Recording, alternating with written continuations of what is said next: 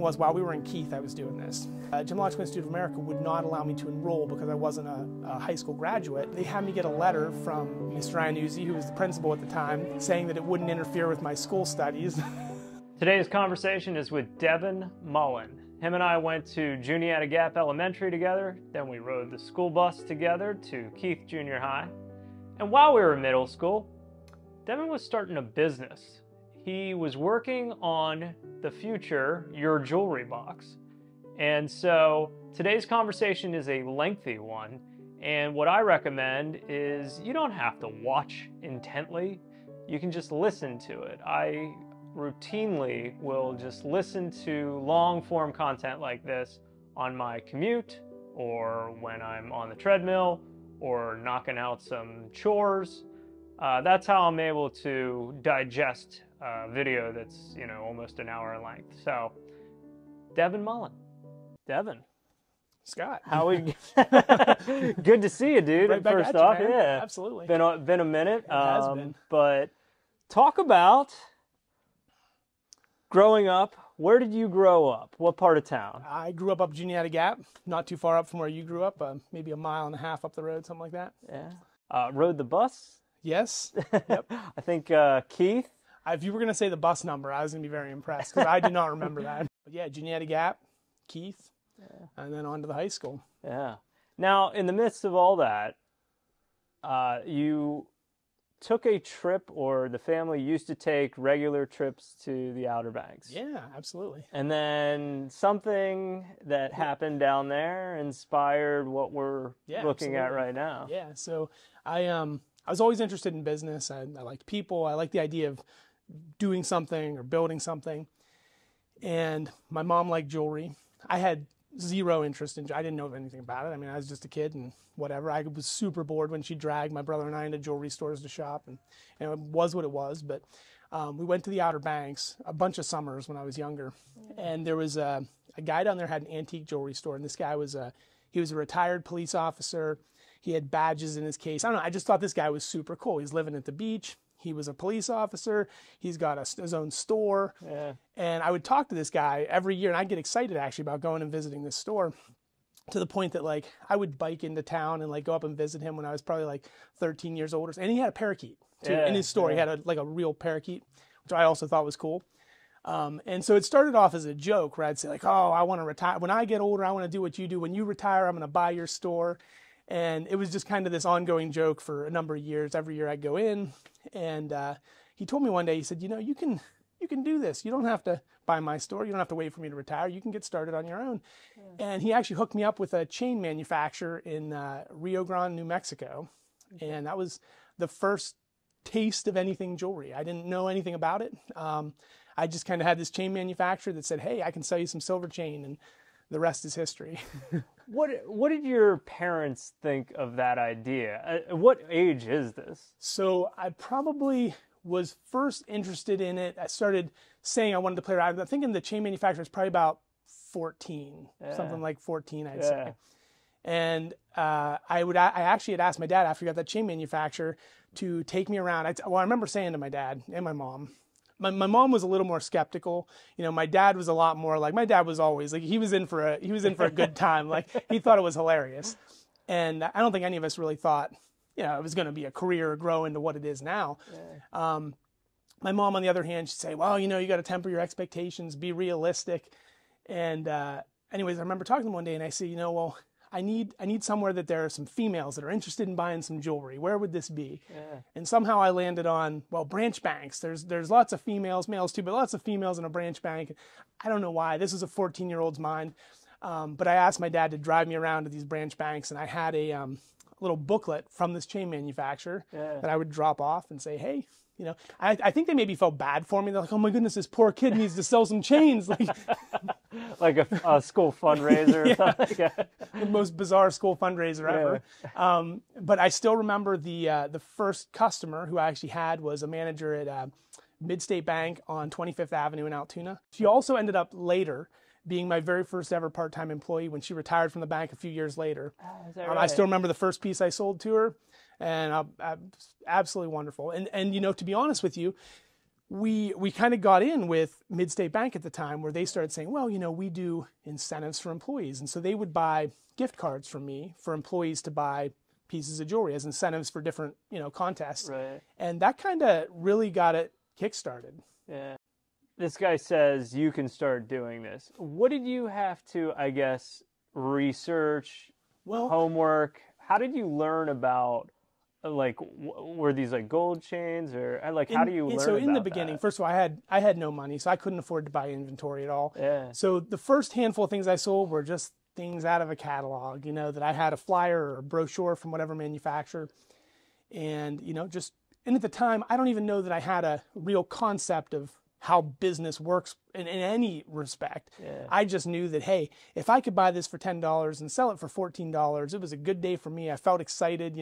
My dad might have spent more than that in gas driving me to and from the bank, but whatever. I was a kid and it was fun, and I thought it was cool. Yeah. I did a lot of research. So as I got hooked up with this first chain manufacturer, and then as I started researching, other manufacturers that I could start to work with, I quickly realized, well, I'm going to have some credentials in the respect that I got to have sales tax license. There's things you got to have to be able to prove that, hey, I'm not just some 14-year-old kid who wants to pretend to sell jewelry, And so I remember researching some of that. And I would even venture to say this is still in the early days of the internet. Yeah, yeah. Oh, Sadly. yeah. I didn't even think of that. Like, it's so easy to like kind of Google these things now, find, like LegalZoom. You could set up like an LLC, but everything how do now you do is all that so improved. Back then without the internet? A lot of it was, I'd lean on my parents to help me find information. Yeah. I remember there was a trip to downtown to the city hall in Altoona, asking some questions. Yeah. But eventually, we registered the company, and amusing enough. So when I was younger, my brother and I would always have these business ventures before jewelry. It was usually some kind of candy idea, like, oh, we were going to have a shop in our backyard and whatever. And so we would always call it D&M something, because my name's Devin, his name's Michael. So it'd always be D&M candies, D&M whatever. It was just our little, imaginary business world. And so when I first started the jewelry business, I called it D&M Gems. I mean, that was my first, just pull a name out of the sky. Yeah. That didn't last long. As I actually started selling stuff, we quickly wanted to land on an actual name for the company that we could, really be, not that we weren't proud of D&M, but, we wanted something a little more, unique. Yeah. And we had actually wanted the name. I remember eating dinner at the old, was it the Hong Kong buffet? It's now been out of business for years. But I remember eating dinner there one night with my parents, and we're talking about business names. And my mom actually came up with the jewelry box. Yeah. So we thought, okay, this is it. This is what we want. And we went to register the name The Jewelry Box, and we found out that there was a company in Ohio, because we were registering it as an LLC federally. And we found out and we wanted to restrict the name. We found out there was a company in Ohio that was using it that sold jewelry boxes. Yeah. So it was kind of that moment of like, oh man, we spent so much time, we really loved it. And then I don't know where we decided to switch it from the to your.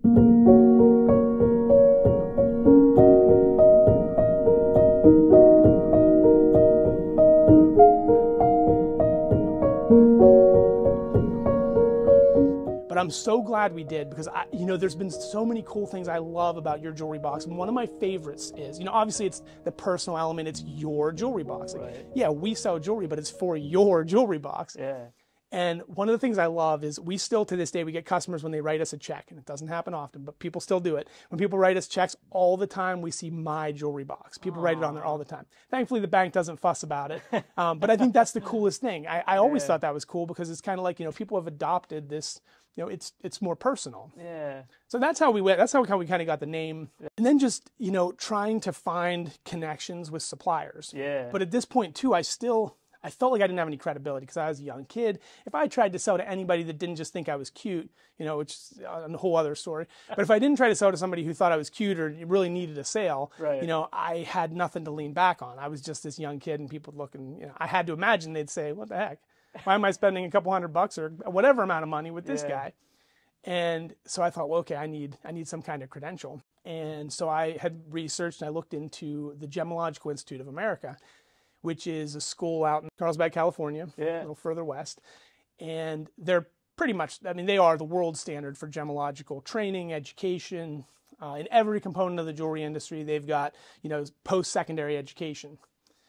But I was in junior high school, but I wanted to get something. And so they had a beginner's program called Accredited Jewelry Professional to earn an AJP certification. And it involves, and they still do this to this day, they still offer the same certification. It involved basically training on gemstones. You had to go through various gemstone identification, gemstone description classes, diamonds, and jewelry. So there were like the three components, and you learned a lot about the fundamentals of how chains are manufactured, how the gold's made, all this different stuff. I had contacted them that I wanted to enroll and do a home study program. And again, this wasn't on the internet. They didn't have it in. It was literally, they'd send you like VHS tapes and like books to read through. And then you had to take proctored exams. Wow. So I'd have to like find a licensed teacher, which my aunt was a teacher. So that worked. I would, have her proctor my exams. Yeah. But the funny thing was, while we were in Keith, I was doing this. And the Gemological Institute of America would not allow me to enroll because I wasn't a high school graduate.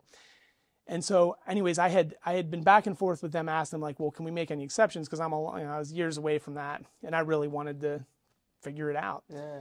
And so they had me get a letter from Mr. Iannuzzi, who was the principal at the time, saying that it wouldn't interfere with my school studies.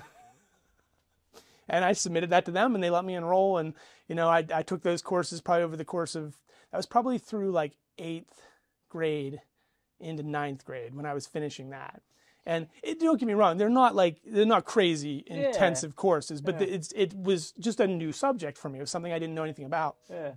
And while I did that, I kind of realized I like the business side of things, but I also really like the technical side of things. Like I like the manufacturing process. I like understanding how pieces are made. So this is where we do our watches, do all our engraving over here. This is our manufacturing bench facility. This is a laser welder. Before we cast, we always do a clean cycle on this, so we put a little bit of boric acid down in here and clean it out. And what's gonna happen is we're gonna encase this and we're gonna cover it in basically a plaster. Then we're gonna burn out all this wax material in there. Right before the gold actually hardens, it'll put pressure on top of it. But this is where I spend more of my time. That was the start to it. And at that point now, now I had a credential, maybe a basic credential, but it was still a credential. Yeah. I felt like I had some foundation of knowledge. Yeah. And honestly, from there, it was just piece by piece by piece. I went to my parents and I said, hey, I think I want to buy some inventory. But I didn't have any money. I mean, maybe I saved a little bit from some of my sales, but I wasn't selling much. This is just a trickle, a few here, a few there. And I remember asking my parents for $500 so I could buy some silver chains, because that's all I could afford. There's not even a thought at this point of owning anything gold or having, and diamonds were like the furthest thing from my mind, because it was, I just didn't have the money. And I remember my mom and dad said, well, you're going to make a business plan. If we're going to give you $500, you got to, you're going to earn it. You're going to show us what you're going to do. And I'm sure, I wish I had it. I'm sure it was the worst, most kid business plan ever, but whatever. I went through a process. I remember using an encyclopedia to read about, how it should look. And I came up with the most basic business plan. It was enough to impress my parents. Yeah. And they gave me $500 to buy some inventory. And that was the start of me with a briefcase of jewelry. Yes. Never had a jacket. I was never one of those guys. But I have vague memories of this, very vague, because we're talking like 25 years ago, junior high. Yep. I remember hearing like Devin's doing this thing, and I'm like, that's interesting. And I gotta back up on you real quick. Oh, yeah? I don't know, you probably don't remember any of this, but who'd you have in 5th grade? 5th grade, I had Sipes. You had Sipes, okay. Yeah. I had Miss Caldwell. Okay. So we were in a different class. But anyways, in 5th grade, one of my business ventures, I saw my brother doing a high school fundraiser for the school, for the high school with lollipops, like whatever, just like the Tootsie Pop things. And so I went to, I had my brother drive me to Boyer Candy and bought one of the big like jumbo things of these. So I started selling them in at lunch at Juniata Gap School in the old school building in 5th grade. I remember selling them, and I was selling them the same price as he was selling them for. And at one point, I think a teacher or a lunch lady asked me like why I was selling them. And I realized quickly, if I was honest, I was going to get shut down, which is horrible. I hate to admit this, but I said it was a fundraiser. I was selling them for my brother's fundraiser for school. Anyways, I ended up talking to Miss Caldwell, And she called my parents, and they verified that it was not, in fact, true, that I was not selling for a fundraiser in school. And so, yeah, I had to pay a price for that, but I definitely got in trouble for that in fifth grade. Did you? Dude, I never knew that. Jeez. It didn't last long. Yeah. Well, sorry, I didn't mean to go back in time. I mean, you had the entrepreneur spirit even before all that. Yeah. Definitely. I've always enjoyed, trying to find something and adding value to it. Yeah. And for sure, it's been a lot of fun. Yeah, that $500 investment, I mean, it's gotten bigger, As we look around, I can see it turned into something. When did you go brick and mortar? The first one was downtown, absolutely. where the comic book store is now. Yeah. Can you talk a little bit about absolutely when you 12th evolved Avenue and 12th to Street? Yeah. So, obviously, as we started to sell a little bit more, and I'd say before we went brick and mortar, we were not doing like big sales by any means, but we were starting to become more significant. Like I had gotten credit card processing and a lot of this stuff, which we had to. We started doing hospital shows, so we started sort of aligning ourselves with fundraiser organizations where we could help, and it got us name recognition and in front of a lot of new clients. And so I started wanting it from day one. I'm sure. I mean, I thought, oh, wouldn't it be cool if this and that. But we decided it would have been 2003, I believe. 2003. Still in high school. Still in high school. It would have been the summer. So we had started looking like towards the end of 11th grade. We were kind of at a point where like, all right, I think this might actually be feasible if we could do it. And so we started looking at places to rent. And of course, we were, coming from trying to be very, very safe and conservative in the whole thing and say, well, look, we have to find something that's got really reasonable rent. We got to find something we can get out of, just because, I was still a kid. Right. And we ended up finding the bank building on 12th Avenue and 12th Street. It was a former Mid-State Bank and whatever, Altoona Trust before that. Beautiful, huge building. And it had been vacant for a little while, other than I think somebody had a political office in there for like a short couple months. But it had been vacant for a long time. And we ended up contacting Dan LaRoque at LaRoque Builders. They owned the building. And there had been nobody in the building for, like I said, for quite a while. And we're explaining the whole thing. And I think he was even a little bit like amused at this process that like, hey, I got this minor, he's not 18 yet, who wants to rent property. And he struck us a really great progressive lease deal that started us off very, very low, honestly lower. He could have rented it to a lot of other people for a lot more money than he rented it to us. And he gave us basically it was like a 3-year lease, but it was progressive. And we talked about the whole thing. We were very upfront with him. And honestly, it was a great partnership. The building was awesome. I still remember the echo in there, because it was such high ceilings and stuff. Yeah. And also, I'm not going to lie, I enjoyed exploring the building because there was nobody else in it. We were the only tenant, and you go down in the basements there. We're like going into old crypts, I feel like. I was going to say, that's got to have a little bit of history behind it. It was definitely cool. Yeah. That building was an awesome building. Yeah. But yeah, just walking, it was creepy in the basements, no doubt about it. Yeah. What else was around there? I guess there's a couple banks. We had pharmacy across the street, C&G Savings Bank, Reliance Bank on the other corner. Yeah. Those were all there at the time. Downtown was struggling, no doubt about it. Downtown's been reviving significantly now, which is awesome to see. Yeah. Because when we opened down there, we actually opened in September of 2003 down there. We were going to open in July, and we just had permitting. We had permitting issues. Things kept getting delayed. Yeah. But yeah, we opened on September 27th, 2003. I'm pretty positive of that date. Yeah. I'm pretty positive because the 27th is also my anniversary date, so the number sticks in my mind. Yeah. Which came first? The store. We're in high school. What are you describing to classmates? When you're bringing this into school, I guess, right? Like, sorta. Well, not like you're selling to students, but like I knew what you were doing. So when we opened the store, I think it was the very first year that the Altoona Mirror did their hometown favorites. Oh, okay. And we were a brand new store, and I'd been dabbling, but I was the nobody on the street, But I remember somebody somebody joked with me and said, "Oh, you should make a shirt that says I know," because that was the thing I would always get is people would say like, "Oh, I know that kid," because the Altoona Mirror did an article on me at the time right after I opened the store, just saying like, "Well, there's this young kid and he's got a store." Okay, whatever. It was definitely cool. Like I felt pretty special. It was pretty awesome. But so anyways, people start saying, like, "Oh, I know that kid. I know that." And I don't know. I heard that all the time from people be like, "Oh yeah, so and so told me they know this kid." And so it started kind of as a joke where I'd be like, "Oh yeah, I'm gonna make a shirt that says I know that kid." And I don't know. Again, this is the high school in my mind. So I made shirts for a bunch of my friends that said I know that kid. And maybe that sounds really pompous. It wasn't at the time. It didn't feel that way. Like it just seemed like, oh, it's funny, you know. Yeah.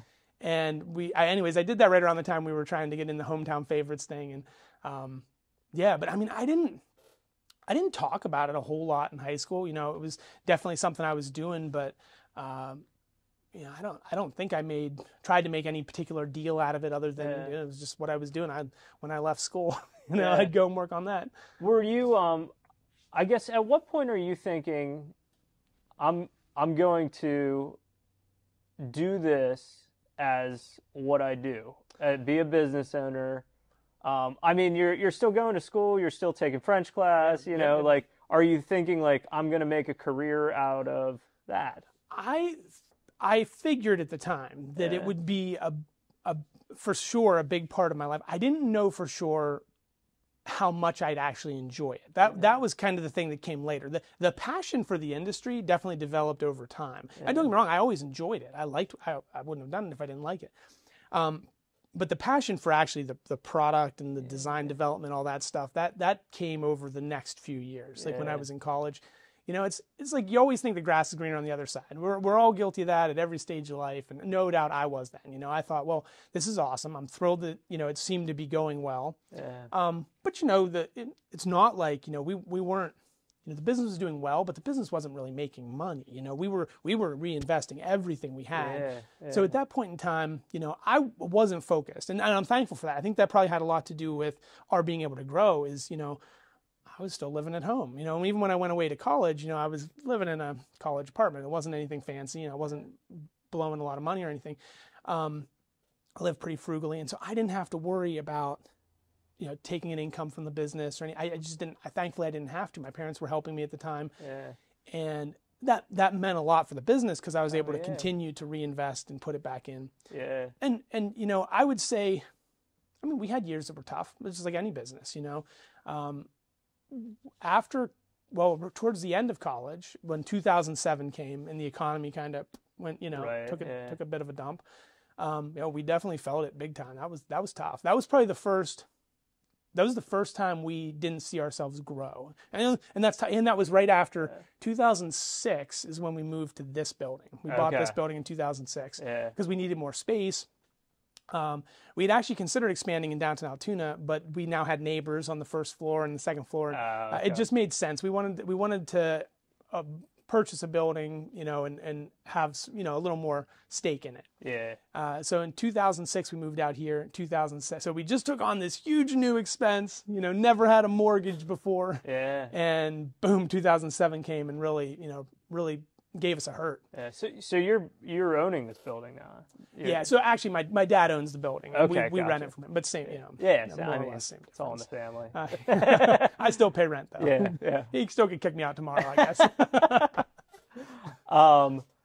Do you know? So I'm always going to think about your age with all this. Do you know? Has anybody ever started a jewelry store at that age, or are you like the Guinness World Record holder? I don't know about that. What I'll say is, so in the jewelry business, when we go to trade shows, and I was going to trade shows back, I started going to trade shows back at that point in time. Actually, we started going to, it's a big show in New York, and we went to a show in Philly once.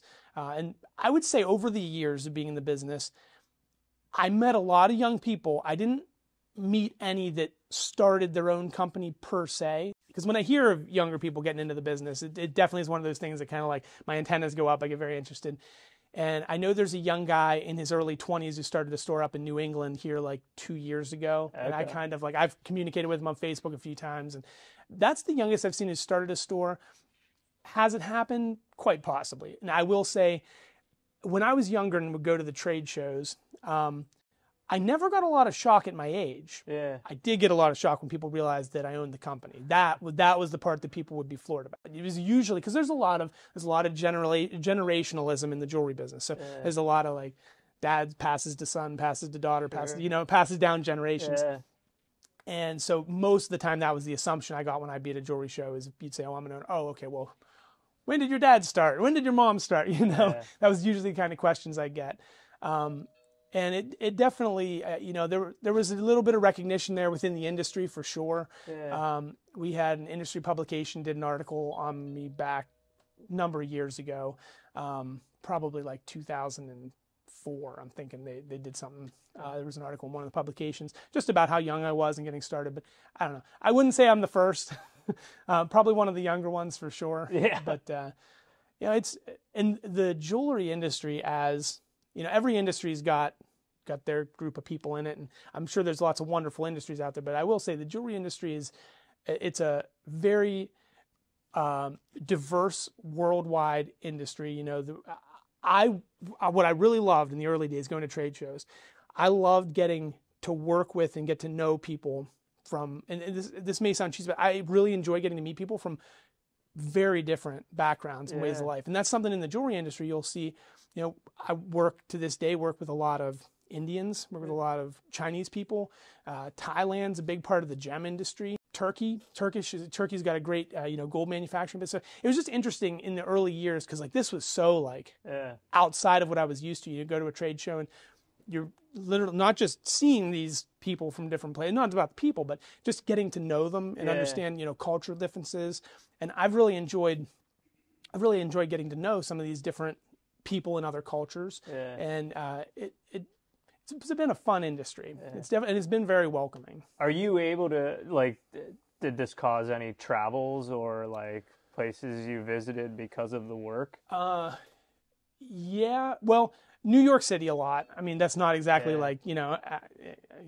exotic. Yeah. Well, maybe it is for some people. I love New York. Depends where you go in New York. No, I used to go there a couple times a year growing up. So New York is a big one. Yeah. We go up there a lot. As far as traveling specifically, I've never traveled overseas for the jewelry business specifically. Yeah. Okay. When I was in college, the closest I would come to that is when I was in college. You mentioned studying French. I'd studied French in high school and whatever. Yeah. When I was in college, I was taking French classes and I had an opportunity to go abroad. And this is while I had my business, and it was only for a short period over the summer, for like a 6-week program. And anyways, I ended up going abroad. My mom and dad were helping take care of the store while this was going on. They kind of gave me their blessing to go, and I'm so glad they did. I mean, that was an opportunity of it itself. But anyways, while I was over there, I was taking business classes through Penn State. Yeah. And I had to do an internship. And of course I procrastinated to the last day, and they had this list of internships. And when I went in on the last day to find out whatever was left, the only thing left was like some super boring. I mean, it sounded like ridiculously like, oh my gosh, I'm going to hate this. And I asked the director of this program, can I, if I can find a company to take me on an internship, can I do that? They said, yeah. So I went out to the couple jewelry stores in the town that I was in over there, and I got an internship actually in one of the jewelry stores over there. Oh, nice. And that was a cool experience, just seeing, working in a store over there for 6 weeks and seeing how it operates. And it was, big differences for sure. But that was really cool. You were saying that in the early days, can't afford a lot of inventory, but then at a certain point, you're able to purchase diamonds? Yeah, so I've got very specific emotions attached to this. So we had our store in downtown now, but if you'd come in our store in the early days, I'm thinking, I think I had 8 cases, roughly. Don't quote me on that. Well, you can't quote me on it, but I think it was about 8 cases. Don't hold me to it. So we had about 8 cases, and I remember we had been building inventory for a while at that point, but it was still like we worked hard to spread our inventory out to make it look like we had more than we did, and we had no diamonds in the store. Maybe some accent diamonds on pieces and some diamond fashion, but no, like if you came in and said, I want a 1/2 carat or a 1 carat or whatever carat, I couldn't afford them. Right. And so at this point we had a store now. We had bridal clients coming in. We definitely wanted to get into the business. You know, I wanted to be there. And I remember, you know, again, I went back to my parents and said, hey, here's where we're at. We're trying to come up. Well, we found a diamond company out of California. It was the very first one we ever worked with. And I remember the first time we bought a series of diamonds, and I think the biggest one we had was a 1 carat. We only had one carat in the whole store. Most of it was like, you know, half carat, you know, and we didn't have many. I remember the display, it was maybe a foot by a foot, and it only had maybe 6 or 7 rings on the display. Yeah. And that was our entire diamond inventory. And, you know, it's amusing to me now because obviously, I mean, we have and that's one of our major points of pride now is, you know, a lot of retailers in particular don't own their diamond inventory. A lot of them will memo or consign, which, you know, usually means they're going to pay more for it, which means they have to charge more for it. And so something for us for years has always been, you know, from the time after we got established in it, we always said, well, we're going to own. We're going to buy it at the best price. We're going to buy it direct from the source, and we're going to pass the savings on to the client. That's been kind of like our fundamental. So like every diamond we own it. We don't consign it. We don't memo it because we want to know that when we buy it for the best possible market price. Yeah. But yeah, I distinctly remember. I remember the first time we sold a diamond, it was a half carat diamond, and like crazy emotion attached to it. I'm not even kidding you. And now I think to myself, oh my goodness, if those were the only diamonds I'd have, I'd probably be ashamed to say we had diamonds in this store, you know. But at the time, and you know, at the time, I was just thrilled that we could have something. Yeah. And I remember the bill for them was painful. I was like, oh my gosh, how are we ever going to handle this? Yeah. But you know, thankfully, good Lord provided. You know, sales over the years, you know, they go up, they go down. Yeah. But we've been able to grow, and but the diamond side, I mean, we're a big bridal store. We do a lot of bridal business.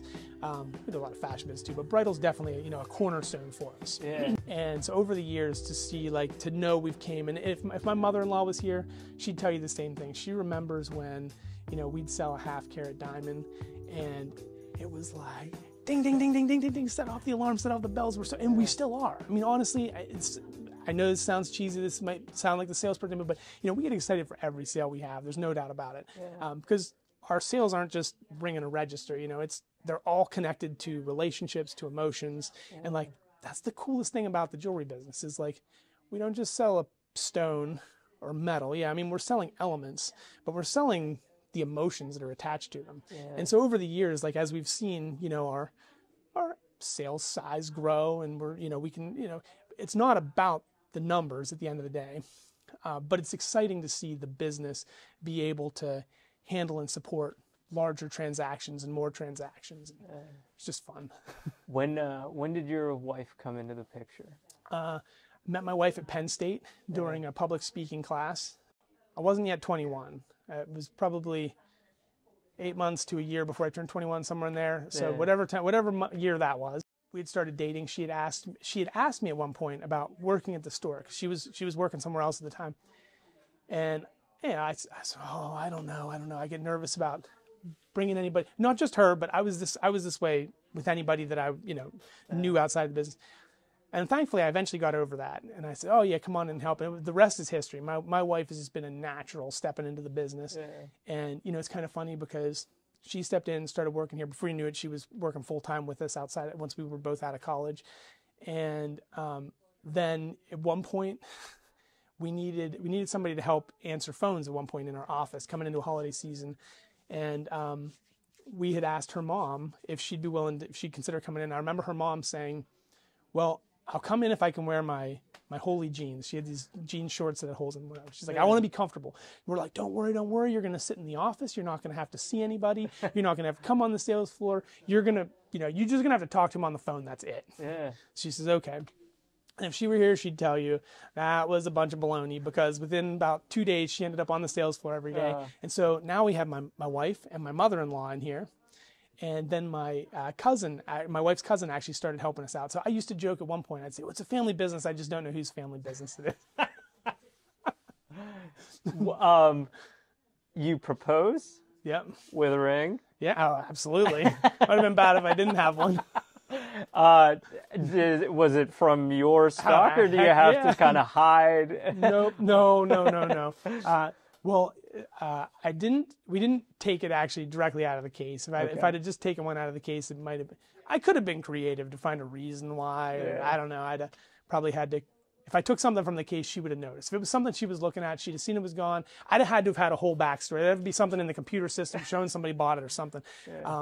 But no, I knew what she wanted. I knew generally what she wanted. And so anyways, I bought a diamond from one of our brokers and came up with a ring for her. And that's a whole other thing. She'd tell you that I promised her that we'd make her the ring she wanted. So that when I proposed to her, I knew the diamond she wanted. So I presented her with the diamond, and I also presented her with 2 side stones because she was really into these diamonds called half moon diamonds, which look like a half moon, like a half circle. Yeah. And she wanted them accented on, but I knew she had a particular vision, and so I thought, well, I'll propose. I'll give her the diamond in a basic mounting, and then we'll design a ring together. Well, my wife would say we're kind of like the landscaper who can't do their own landscaping. So I gave her this. It's just finally, we've been married now 9 years. We just finally designed her ring here like 6 months ago, and we mounted her diamond. But and I proposed to her and it is hands down the only, and my wife says it's the only romantic thing I've ever done is my proposal. I love you, baby. I love you. I'm sorry. We've shared so many tears and smiles, and I love you with all my heart. Nothing makes me happier than being with you. I've been so blessed by God to know my soulmate and my best friend. Carrie Nicole Keith, will you marry me? Absolutely. But I actually proposed to her outside of the room we met at Penn State Altoona. Ah, okay. At that public speaking class. Yeah. I had this idea I wanted to propose her outside of that. There's a tree outside the room that we'd hung out under it a handful of times. And so I decided I was going to decorate it. And I told my wife, I don't know if you weren't around here at the time. There's a gentleman here who did some videography. His name was Kenny Mountain. Okay. And I'd asked, actually Justin David put me in touch with Kenny Mountain. Oh, yeah. And I'd asked Kenny if he'd come and hide in the bushes and record it to get the video of it. And I decorated this tree up. And it was quite romantic. I decorated this tree up with hand wrote these promises. I promised to whatever. And I had them hanging in the tree. Yeah. And anyways, I told my wife that I asked her if she'd go with me. It was the day before Thanksgiving. And I asked her if she would go to a Blair Chamber of Commerce. I made it up, but I said a Blair Chamber of Commerce meeting. And she was very not happy about it. She's like, who has a Blair Chamber? She's like, who wants to go to a commerce meeting the day before Thanksgiving? This is ridiculous. But I insisted she had to come with me. And so anyways, I needed to go decorate this tree and get it all ready. And so I fibbed to her and I said my dad had a tree come down in his yard and he needed me to help go get rid of it because my dad was helping me decorate whatever. Yeah. And my wife was trying to be sweet, and here she goes and buys hot chocolate or something and brings it over. Well, I'm not there. She's calling me. I'm lying to her on the phone. She's like, well, I know you're not here because I'm. It was a miracle she even showed up. Yeah. But eventually she showed up, and I had pictures and stuff out, and she walked. It was very cool. Yeah. Nice. Definitely worked out pretty awesome. That's awesome, dude. What's the future look like for you? Do you have ambitions, things you want to do? Well, with the business, so years ago, I always wanted to get us into manufacturing, into full-blown design through manufacturing. Yeah. We finally got into that about 4 or 5 years ago, and so I'd like to see that side of the business grow significantly. Yeah. I love that element, the actual creation of a piece from scratch. Yeah. Then we bring it in here, we create a sprue for it. So this little base here is a sprue. We attach it. We usually have we'll have other feeder points on here too to help feed the metal. Outside of the store, I love airplanes. Oh, that's right. Yes. Whole other big question whole other for thing, you. But yeah. Definitely I love airplanes. But so that's something I enjoy on the side here. I'm actually a flight instructor. Has become my second career. Yeah. But no, I see our design and manufacturing side of things growing significantly, and it's interesting to see how. Right now, how the diamond industry is changing. Because the diamond industry is one of these very historic, nothing's really changed much in a lot of years, and it's been very consistent. Yeah. And right now the industry's going through some changes. So it's going to be really interesting to see how we work through that, and I have no doubt we're going to work through. But it's just as an industry, seeing what's happening with the market. Yeah. Does this have anything to do with like lab grown? It does have to, absolutely. Yeah. Can I ask you about that? Yeah, sure. I guess what's your take on that? So you're going to find people in the jewelry industry at this end and that end, and I guess that's on every issue. And I'm going to say I fall somewhere about in the middle on it. Yeah. I've pretty much been in the middle on it the whole way through as lab. So lab diamonds have been around for decades. It's just up until maybe 10 years ago, they were only able to make what our industry calls Bort quality, which is like industrial quality. So you buy a diamond drill bit at the store, you get a lab grown diamond that's put on there. But within the last 8 years ish, they've figured out a way to make these lab diamonds look nice and clean, just like you would want a beautiful earth mine diamond to look. So I never hated them. I was skeptical. The big questions, there's two sides to it. The first is, obviously we're here to present options and let our clients make decisions. So, we really try not to be too one way or the other. Do we have lab diamonds? Absolutely. We have lab diamonds in store.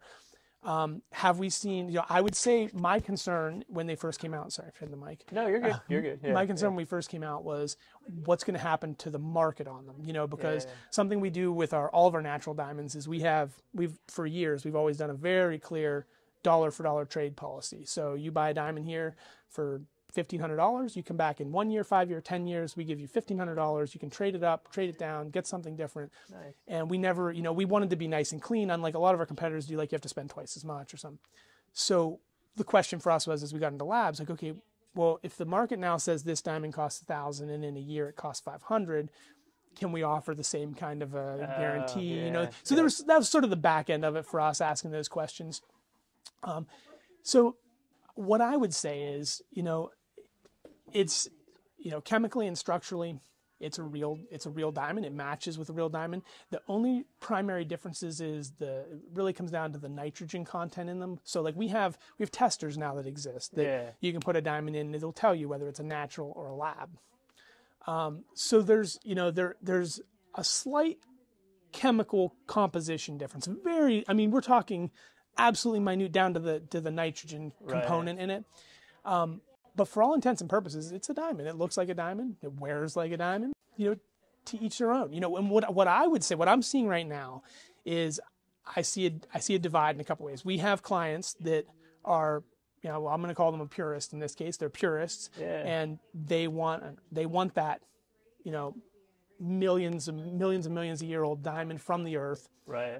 They appreciate the romance that's associated with that. But what we've seen lab diamonds do is for the first time in about 100 years, we've seen the price of some natural diamonds come down a little bit, which is good for consumers. It's tough for our industry, but it's good for consumers. It's not dramatically, but it's definitely price adjusted some. Is that because the lab grown diamonds are just making the demand for real ones less? I would say yes. Yeah. Some people in our industry might disagree with that. I would say yes. I think that's what's happening. I think we see kind of different sides of the industry. You've got, when you look at diamonds, you've got your, industrial quality diamonds. You've got your gem quality diamonds. You've got your investment diamonds which are like the ones that nobody wears, or the ones that somebody's got $1 million and they buy this huge 10 carat whatever and toss it in a safe. That's a whole other world. But then you've got there's a small segment sort of between the industrial low quality and the gem quality, which is kind of like, for diamonds, it's always been that like pretty stone, but stone that's pretty well included. It has a fair number of inclusions. It's nicer than industrial, but not quite as nice as what we'd usually want to use in jewelry. So that used to be a pretty decent segment of the diamond market. There was definitely a demand for that, particularly in fashion jewelry. We'd use a lot of it because it's kind of like that, not the most beautiful, but definitely not an ugly stone. Well, now that market has completely, who would want that? Because now you can have a lab diamond that looks gem quality that costs less than this market. Right. So that's kind of we're seeing certain segments of the diamond industry that the demand has dropped off on. But, labs are coming in and filling that demand and then some. So, we're along for the ride on it. I see a lot of value. We try to be pretty cautious when it comes to, the buying of inventory and, and things like that. I'm confident they're not going anywhere. There's, we were maybe a little bit of a late adopter, just because we were hesitant to bring labs in, just because we didn't know what was going to happen. We didn't know if they were going to tank out and cost, like a CZ, which, CZs kind of did, not at all similar, but they kind of had a big mess up on the market back when they first came out. Cubic zirconia. Yeah. Gotcha. Because back when, I can't remember, I obviously wasn't around. I don't know if it was the 60s. I think it was the 60s when cubics came out.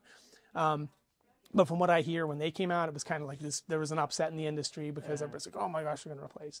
But I mean, a cubic isn't even close to structurally the same as a diamond. It doesn't wear like a diamond. It doesn't look. I mean, for somebody in the industry, you can tell a CZ from a diamond pretty quick. Yeah. But labs, labs are an interesting development. Yeah. I think that's what we'll see with labs. I think they'll price adjust the natural market, make it more competitive, which is good for consumers. Yeah. Absolutely. That's what I see happening anyways. But I don't dislike, I don't, I wouldn't push somebody one way or the other. I can definitely see a lot of great attributes to, because for years, I mean, being in the diamond business for years, the romance of the piece, it's this stone that formed under intense pressure and heat over millions of years in the earth. And the coolest thing about a diamond, is when we bring that out, and it takes I think it's about 30 some truckloads to get one carat diamond. Like you have to move 30 truckloads of earth to get the equivalent of one carat faceted diamond. But I mean, really the only thing that we as humans do to that is we facet it. Somebody with the skill of a surgeon that cuts the facets onto that stone. And it's really the only thing. Here's all my cheesy sales pitches are coming out now. It's really the only thing you can buy and wear for your entire life and pass on to your children that will not diminish in beauty with age. And it will always look the same as it does. Now, can you go out? Can you chip a diamond? Can you break? Absolutely. You put enough pressure on it in the right spot, you can break anything. Yeah.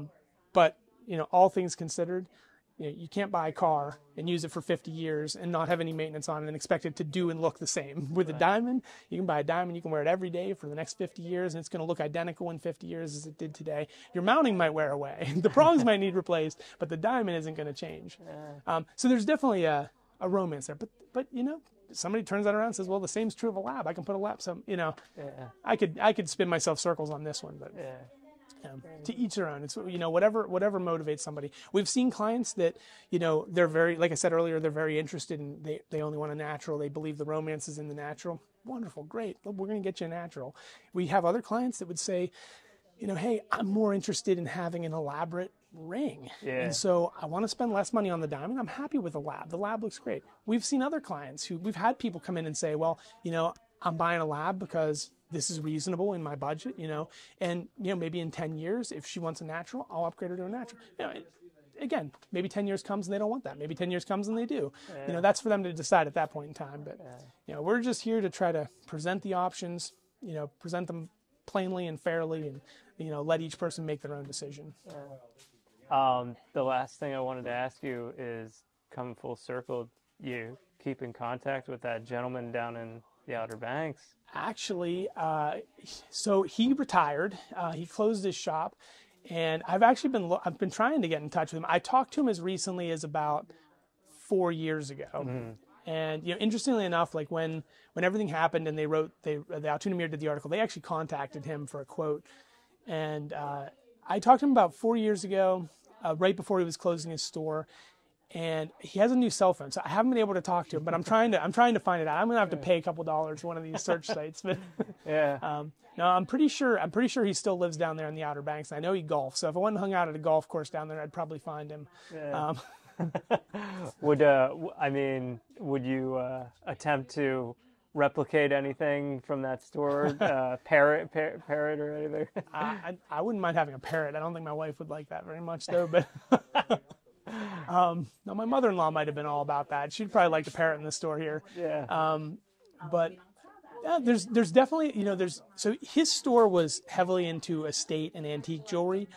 He had a lot of new modern stuff too, but that was his niche, however you want to say the word. Yeah.